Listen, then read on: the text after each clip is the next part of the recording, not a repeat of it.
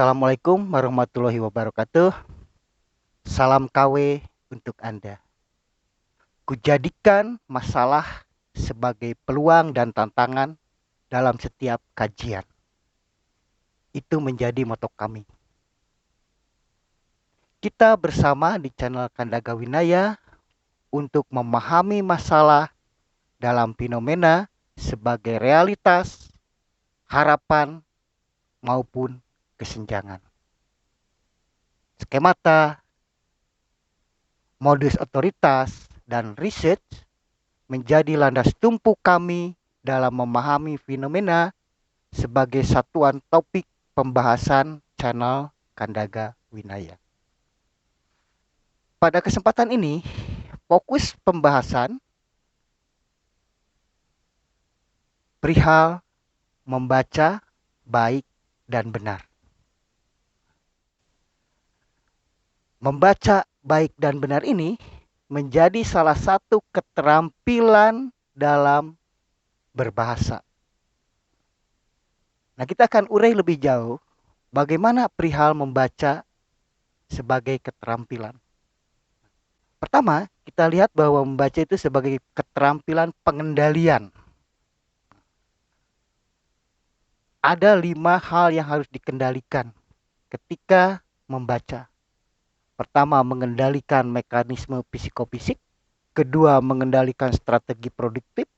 Ketiga, mengendalikan teks, kebahasaan, serta konteks.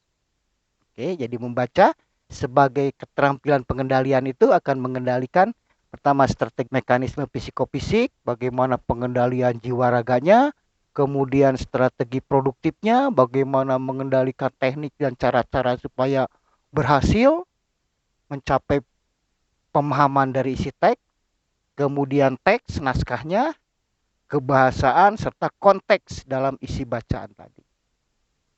Nah, selanjutnya kita lihat bagaimana parameter keterampilan membaca itu. Nah, di sini digunakan 2 parameter membaca, yaitu membaca baik dan membaca benar. Membaca baik itu dihubungkan dengan teknik seseorang ketika membaca. Sedangkan benar itu dihubungkan dengan aspek isi dalam bacaan.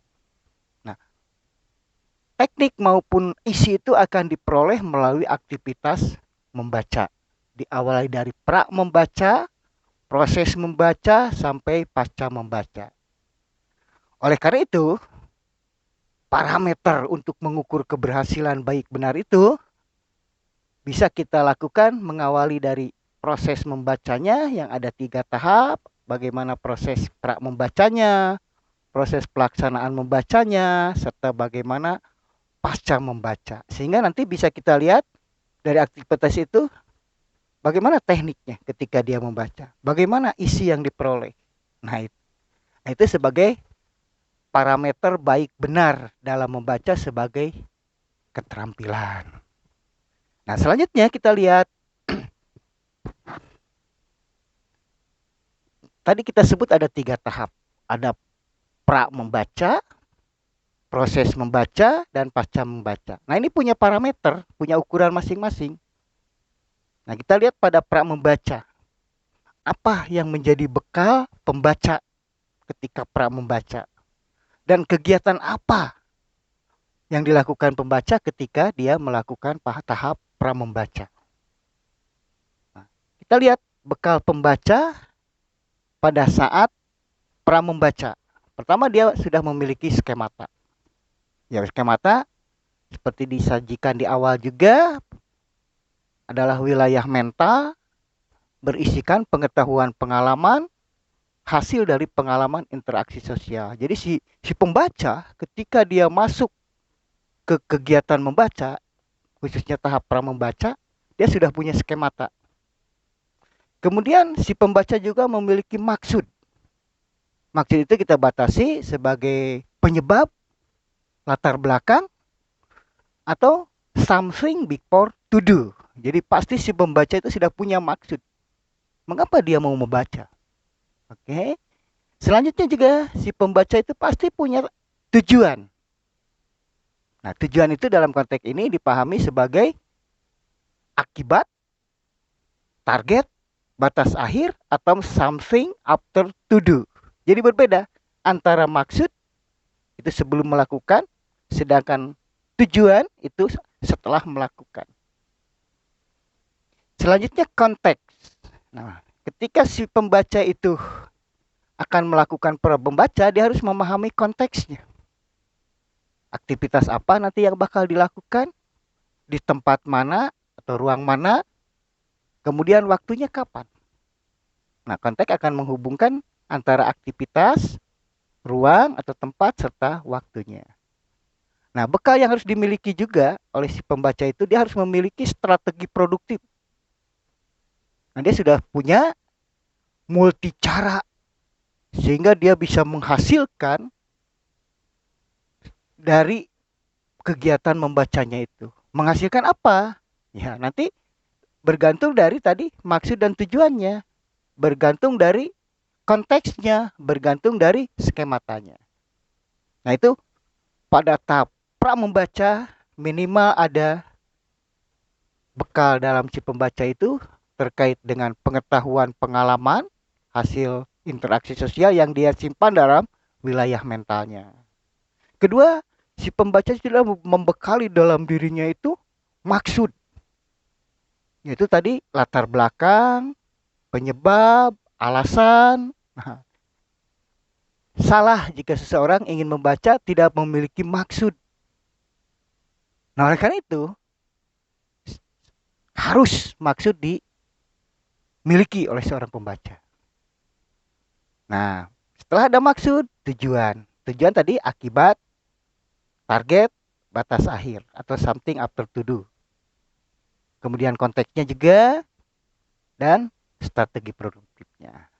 Nah, sekarang pada pra membaca, kegiatan pembaca itu apa?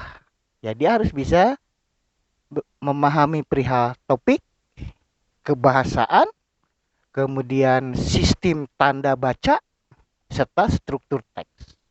Nah, itu pada wilayah tahap kegiatan pra membaca. Nah, selanjutnya, parameter apa yang harus dimiliki oleh si pembaca pada saat proses membaca? Nah, ini berbeda tuntutannya. Pertama, dia harus melakukan aktivitas skimming atau scanning, atau kedua-duanya sekaligus dilakukan. Skim itu sama dengan menguliti, mengupas. Jadi begitu dia membaca, dia hanya membaca sepintas. Oh, seperti ini loh naskahnya. Oh, seperti ini bukunya. Baru nanti scan. Di scan artinya mulai diperdalam lagi. Lebih lebih fokus lagi sehingga dia bisa menemukan, oh, daftar isinya seperti ini, oh, penulisnya ini, kalau itu sebuah buku. Kemudian pemilihan pengertian. Nah, ketika proses membaca, dia harus menemukan pengertian-pengertian apa yang disajikan dalam naskah, dalam teks tadi. Oke. Setelah dipahami pengertian-pengertian apa atau topik-topik khusus apa, nah, biasanya kalau saya ketika membaca sebuah buku itu biasanya digarisbawahi atau distabiloi, diberi tanda pengertian-pengertian khususnya. Dari pengertian khusus kita lanjutkan lagi membaca untuk menemukan perumusan implikatornya. Jadi apa implikator yang diakibatkan oleh adanya pengertian-pengertian khusus? Implikator itu sama dengan dampak atau argumen-argumen pendukungnya. Oke, tahap berikutnya melakukan pemahaman ulang. Artinya dari hasil bacaan kita proses sehingga muncullah pemahaman dari diri si pembaca itu. Gitu. Jadi ada proses di sana, proses analisis, proses sintesis, sehingga muncullah pemahaman ulang. Jadi bukan pemahaman tekstual, gitu. Atau hasil parafrase dia terhadap isi bacaan. Nah, terus tahap berikutnya pengujian hipotesis. Nah, ini udah pada tahap membaca tingkat tinggi juga. Jadi tidak setelah tadi dilakukan membaca, memperoleh pemahaman ulang, kita lanjut untuk menguji hipotesis. Hipotesis itu dugaan-dugaan yang kita rencanakan ketika membaca. Kalau membaca ini pasti saya dapat ini. Itu sebagai hipotesis kita. Nah, maka lakukan pengujiannya. Ada nggak dugaan-dugaan awal kita ketika kita melakukan proses membaca? Ya, mungkin ada, mungkin tidak, gitu kan? Nah, gitu. Terakhir, pada proses membaca itu harus bisa mengimplementasikan. Bagaimana pengimplementasiannya, penerapannya. Jadi setelah tadi uji hipotesisnya terbukti, oh iya ya, ternyata buku yang saya baca itu sesuai dengan yang saya dugakan. Nah, setelah itu apa implementasinya? Mau diterapkan untuk apa oleh Anda? Nah, jadi nanti ini kalau kita perdalam lagi akan melahirkan ragam-ragam membaca. Skimming dan scanning itu biasanya hanya melihat tataran teksnya saja, tulisannya saja. Atau kita kalau di jenjangan anak SD itu mungkin membaca nyaring, membaca naskahnya saja gitu, tidak sampai dilanjutkan kepada tahap pengertiannya. Jadi ini nanti kelanjutannya itu kalau kita bahas akan melahirkan ragam-ragam membaca. Jadi perlu diingat pada proses membaca minimal ada tahap skimming dan scanning itu yang paling rendah. Ya seperti kita kalau jalan-jalan ke toko buku, kita lihat buku kan pertama mungkin dibulak-balik, terus kita buka selembar. Nah, itu masuknya kategori skimming, menguliti. Nah, dari sana terus kita lanjutkan penasaran, kita lihat daftar isinya, terus dirunut, terus kita buka juga di belakang daftar glosariumnya misalkan, daftar pustakanya. Nah, itu masih dalam wilayah scanning. Oke, nah setelah proses membaca dilaksanakan, nah kita masuk ke tahap pasca membaca. Nah, parameternya apa? Ya, alat ukurnya apa? Nah, di sini ada 4 hal terkait dengan parameter pasca membaca. Pertama, merespon bahasakan. Ya, artinya merespon bahasakan itu setelah membaca, mungkin dia diceritakan. Aku baca cerita tadi, novel bagus deh. Ternyata si tokoh utamanya itu terbunuh oleh istri mudanya katanya. Wow, kan hebat. Atau dia bisa menuliskan. Dari pengalaman membaca dia tuliskan sehingga menjadi sebuah tulisan. Nah, itu biasa dilakukan ketika menulis karya ilmiah atau menulis penelitian. Biasanya dia berada dalam wilayah bab 2. Atau melakukan sesuatu. Ya, misalkan Anda ingin membaca bagaimana cara membuat nasi goreng. Nah, terus di sana ada uraian, proses membaca, kemudian kita lakukan. Oh, ternyata membuat nasi goreng itu cukup dengan 2 langkah ya. Kan aneh, masa nasi goreng 2 langkah? Ya bisa juga kan. Suruh aja pembantu Anda pergi, setelah itu tunggu, kan 2 langkah. Nah gitu, tidak usah nyiapkan kompor, tidak usah apa. Nah jadi dari hasil membaca kita bisa mempraktikkannya. Jadi dari merespon bahasakan itu, pengalaman-pengalaman pembaca ketika proses membaca itu tidak langsung disimpan dalam wilayah mental atau skemata pembaca. Tapi pasti dia akan membahasakannya. Paling tidak memikirkan gitu. Oh iya ya, nah gitu. Yang paling bagus pasti nanti kaitan dengan aktivitas bahasa berikutnya. Apakah hanya bicara, menulis, melakukan?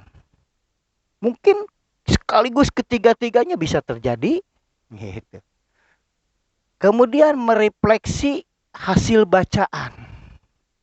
Artinya di sini dia merenung, merenungkan, apa benar ya yang tadi saya baca teh seperti yang saya harapkan dalam maksud, dalam tujuan, atau memang di luar rencana itu. Jadi merefleksi hasil bacaan itu salah satu tahap atau kegiatan dari pasca membaca. Nah, jadi hati-hati, langkah kedua ini perlu dilakukan. Sehingga produktivitas membaca baik benar itu betul-betul bisa kita gunakan untuk mencapai maksud tujuan yang kita rencanakan di tahap pra membaca tadi sebagai bekal. Kemudian juga sebagai respon dari pasca membaca itu, yaitu bisa memicu dan memacu minat baca. Akhirnya, iya ya, aku mesti dilanjutkan nih baca yang berikutnya. Atau kita jadi terbiasa membaca. Itu. Nah, itu akan mempengaruhi minat atau ketertarikan pada individu itu untuk terus membaca. Yang terakhir, respon membaca itu mengkreasikan pengalaman membaca. Ya, jadi nanti bisa saja Anda membuat buku baru, membuat artikel baru setelah Anda membaca artikel sebelumnya, atau membuat baca buku sehingga oh aku juga bisa loh. Tapi karya aku akan berbeda. Nah, itu jadi parameter membaca baik dan benar itu kita bisa dasarkan kepada indikator yang ada pada tahap pra membaca. Ya tadi nanti kita mengamati apa bekal penulis, apa kegiatan maaf, bukan bekal penulis tapi bekal pembaca dari penulis gitu. Dihubungkan dengan penulisnya, kemudian ketika proses membaca dan pasca membaca. Nah, selanjutnya setelah kita melihat parameter membaca baik dan benar tadi, sekarang kita diterapkan pada partisipannya atau pelakunya. Maka bisa dirumuskan apa parameter bagi pembaca baik dan benar. Nah, di sini kita bisa pilih dari dua sudut pandang, yaitu memiliki keterampilan pengendalian. Jadi dalam diri partisipan yang ingin menjadi pembaca itu dia harus memiliki keterampilan pengendalian. Pengendalian apa? Pertama, pengendalian mekanisme psikofisik. Kedua, pengendalian strategi produktif. Ketiga, pengendalian kebahasaannya. Pengendalian teks atau naskah bacaannya atau genre bacaannya juga. Kemudian konteks. Nah, itu. Jadi berkaitan dengan keterampilan mengendalikan. Nah, itu tidak mudah gitu. Oleh karena itu, Anda harus berlatih sehingga keterampilan tadi dimiliki. Yang kedua, parameter keterampilan prosesi membaca. Prosesi itu ada rangkaian kegiatannya. Bagaimana dalam membaca? Tadi kita sebut ada tahap pra membaca, tahap proses membaca atau membaca, dan tahap pasca membaca. Jadi betapa hebatnya membaca baik dan benar itu. Oke. Jadi parameter membaca baik dan benar itu baik tadi diarahkan kepada aspek teknik membaca, kemudian benar diarahkan kepada aspek isi bacaan. Dan itu akan dipakai untuk mengendalikan tahapan-tahapan dalam membaca. Tahap pra membaca, tahap proses membaca, dan tahap pasca membaca. Nah, saya harap membaca baik dan benar ini mohon dimiliki oleh setiap individu. Apabila setiap partisipan menjadi pembaca baik dan benar, maka dia dijamin akan menjadi seorang literasi. Dengan literasi kita bisa membedah dunia. Karena dengan membaca sama dengan kita membuka jendela dunia. Jadi catatan bagi kita atau bagi Anda, salah satu kritik saya saat ini, membaca baik benar ini, membaca baik dan benar ini jarang dimiliki oleh setiap pembaca. Salah satu alat ujinya, masihkah Anda membaca sebuah buku diawali dari tahap scanning sampai ke tahap mengkreasikan dari bacaan? Jawabannya mungkin tidak. Sebab temuan saya selama saya mengamati perilaku pembaca, umumnya dia membaca kamus gitu. Yang digunakannya teknik membaca kamus, dictionary reading. Artinya hanya bagian-bagian tertentu atau bagian-bagian pentingnya saja yang dia ingin baca. Jadi tidak sempurnalah membaca baik benarnya itu. Nah, ini salah. Jadi mari kalau kita ingin menjadi pembaca baik dan benar, lakukanlah kerangka pemikiran ini sehingga akan mengubah pengendalian kinerja mekanisme psikofisik, strategi produktif, pemahaman terhadap teks, pengendalian terhadap kebahasaan, konteks, termasuk keterampilan dalam tahapan-tahapan proses membaca. Ya, semoga harapan kami sajian ini bisa menstimulus Anda untuk mulai memperbaiki diri, mengoreksi kekurangan-kekurangan dari perilaku baca saat ini, dengan harapan mudah-mudahan Anda menjadi seorang literatur atau literate yang baik. Tidak lupa juga kritik bagi pengajar membaca di sekolah, di lembaga pendidikan. Yuk kita perbaiki membaca peserta didik kita dengan konsep tawaran dari kami ini, membaca baik dan benar.